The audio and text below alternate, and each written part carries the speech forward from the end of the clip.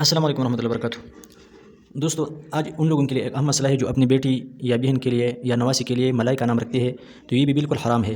اور اس طرح اپنی بیٹی بہن وغیرہ کے لیے فرشتہ نام رکھنا یہ بھی بالکل حرام ہے، اور ایمان نکل جانے کا خطرہ ہے اس میں۔ اگر کسی کو پتہ ہو اور اس کے بعد بھی وہ رکھتا ہے تو بالکل اس کا ایمان نکل جاتا ہے، کیونکہ یہ کفار کا ایک شعار ہے۔ اللہ رب العزت نے ملائک کو مونسات نہیں بنایا ہے۔ ویڈیو آخر تک دیکھیے، انشاءاللہ آپ کو بہترین میسج اس میں مل جائے گی، اور اگر کسی نے یہ نام رکھا ہے تو وہ ضرور بالکل بدل کر دیں، تبدیل کر دیں۔ آئیے ہم آپ کو قرآن سے دکھاتے ہیں۔ نمبر 1، یہ اب دیکھیے، ہم آپ کو دکھاتے ہیں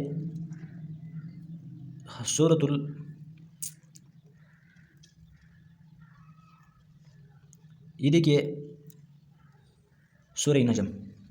سورہ نجم میں ہم آپ کو اب دکھاتے ہیں کہ اللہ رب العزت ان لوگوں کے رد میں کیا کہتے ہیں جو لوگ ملائک کو مونسات کے نام سے پکارتے ہیں۔ اللہ رب العالمین اس پر رد کرتے ہیں کہ اللہ رب العالمین خود فرماتے ہیں کہ میں نے ملائک کو مونسات نہیں بنایا، لیکن جو لوگ ایمان نہیں رکھتے ہیں وہ ملائک کو مونسات کہتے ہیں۔ یہ دیکھیے، یہ ہے سورہ نجم، اور یہ ہے آیات نمبر 27۔ ان الذین لا یؤمنون بالآخرۃ لیسمون الملائکۃ تسمیۃ الانثی۔ وہ لوگ جو اللہ پر اور آخرت پر ایمان نہیں رکھتے ہیں وہ ملائک کو مونسات کہتے ہیں۔ لہٰذا اس آیات سے صریح یہ لفظ معلوم ہو گیا کہ ملائک مونسات نہیں ہے۔ جو لوگ یہ نظریہ رکھتے ہیں کہ ملائک مونسات ہے تو وہ کفر جانے کا خطرہ ہے اس میں۔ دوسرا مقام آپ دیکھیے، سورہ صاد میں ہم آپ کو دکھاتے ہیں، سورہ صاد، اور اسی طرح سورہ صاد کے ساتھ ساتھ سورہ سجدہ وغیرہ میں بھی موجود ہے کہ اللہ رب العزت سورہ صافات آیات نمبر 152 155 آپ دیکھ سکتے ہیں۔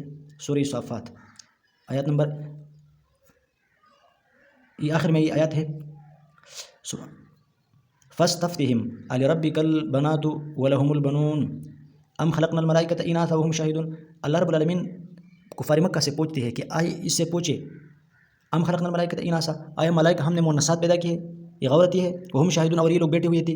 الا انہم من افکہم لیقولون، آیا اس سے پوچھے یہ کتنی جھوٹ بولتی ہے، اللہ رب العالمین اس پر کتنا رد کر رہی ہے۔